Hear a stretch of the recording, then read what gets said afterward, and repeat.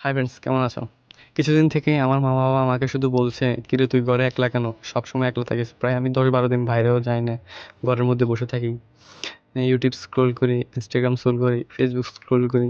এগুলো করে করে আমার দিনগুলো চলে যায়, রাতও চলে যায়। রাতের প্রায় 10টা, 11টা, 12টা পর্যন্ত আমি ঘুম যায় না, চোখের মধ্যে কোনো ঘুমে নেই। আবার সকালবেলা ঘুম থেকে উঠি প্রায় 9টা 10টা বাজে। আমার মতন অলস ব্যক্তি আর দুনিয়াতে কেউ নেই। সো তবে একটা জিনিস আমি রিয়েলাইজ করলাম যে আপনি ঘরের ভিতরে একলা বসে থাকা মানে যে আপনি কিছু করছেন না তা কিন্তু না। আপনি নিজের সাথে একলা সময় কাটাচ্ছেন, এর মানে হচ্ছে আপনি নিজেকে টাইম দিতেছেন, আপনি নিজেকে চিনতেছেন। আর সবচেয়ে বড় পরীক্ষা হলো নিজেকে চেনা। আপনি আমরা অনেক সময় অন্যদের সাথে থাকি এবং অন্যদেরকে জাজ করি যে এ ব্যক্তি কীরকম, এ ব্যক্তির আচার আচরণ কীরকম, কীভাবে চলে না চলে, কিন্তু আমরা নিজের সম্পর্কে কেউ কোনো ধারণা নেই। এই জন্য তো আমরা কোনো কিছু কোনো কিছু স্টেটমেন্ট বা কোনো কিছু বলতে গেলে আমরা সবসময় ঘাবড়ে যাই। যেমন আমি ঘাবড়ে যাইতেছি, মানে বলার মতো কিছু নাই। আমি নিজের সম্পর্কে জানি না আমি কী করতেছি না করতেছি। সো আমি বলবো, আমি আপনাদেরকে 100% বলবো যে নিজের সাথে সময় কাটান, নিজেকে টাইম দেন, নিজেকে চেনেন, নিজের কোথায় কোথায় দুর্বল আছে ওগুলোকে একটু পাওয়ারফুল করুন। আপনার দুর্বল জায়গাগুলোই কিন্তু মানুষকে একসময় কাজে লাগিয়ে তাদের স্বার্থ হাসিল করে নেবে। এবং তখন বুঝবেন যে আমার কথা হলো, ভাই আমি এখানে কোনো জ্ঞানচোদারি আসিনি।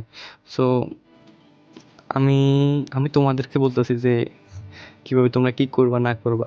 কিন্তু যদি মনে করো যে এই ভাই আমাকে জ্ঞান দিতেছে, নো ব্রো, তোমাকে আমি জ্ঞান দেওয়ার কেউ না আমি। কারণ আমি মনে করি যে তোমার লাইফের ডিসিশন তুমি নিতে পারবে। সো আমার মতো যদি বকচোদ মার্কায় 2-4টা বছর যদি নষ্ট না করতে চাও তাহলে এখন থেকে কাজে লেগে পড়ো bro। আর কাজে লাগার আগে অবশ্যই নিজেকে চিনবে। এর জন্য কমসে কম আমি বলবো যে 10-12 দিন নিজের সাথে নিজে চলাফেরা করো।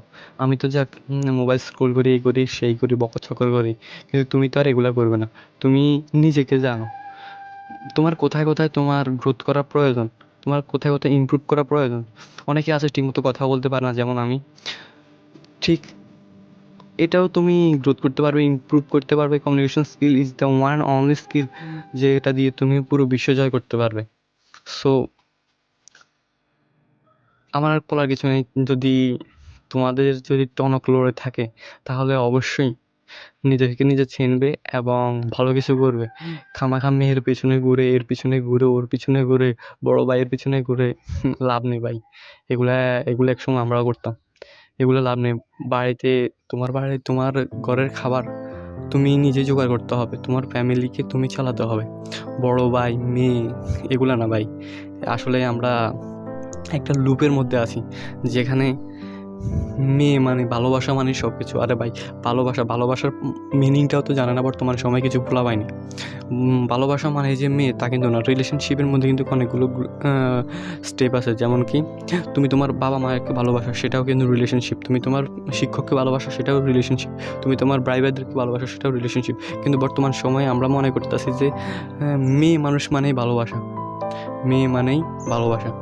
আর এই এই একটা সমস্যার কারণে আজকে আমরা আমাদের এই জেনজি জেনারেশনটা ধ্বংস হয়ে যাচ্ছে। এবং সাথে তো ইন্টারনেট আছে, মোবাইল ফোন সবার হাতে হাতে, সবার ডোপামিন এখন রকেট। সো আমি আর কিছু বলবো না, আমার নিজেরও একই অবস্থা।